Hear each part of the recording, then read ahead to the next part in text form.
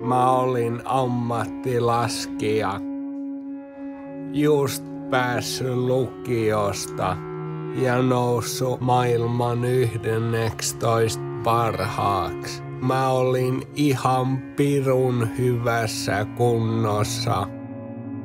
Ja sitten mä lensin kuvausmatkalla hyppyrin alastulon yli.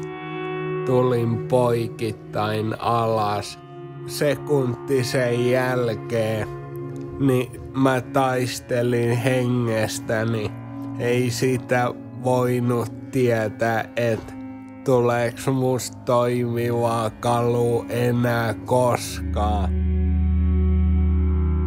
Mun oma loukkaantuminen on ollut erittäin suuri silmien avaaja mulle.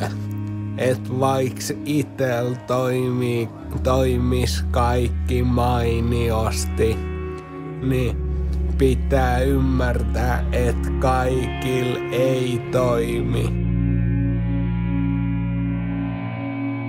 Pienet asiat mun mielestä rakentaa onnellisuuden.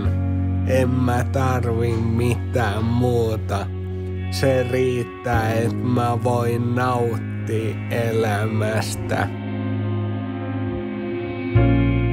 Ikinä ei kannata luovuttaa. Ikinä ei ole liian myöhäistä. Ja aina on jotain tehtävissä.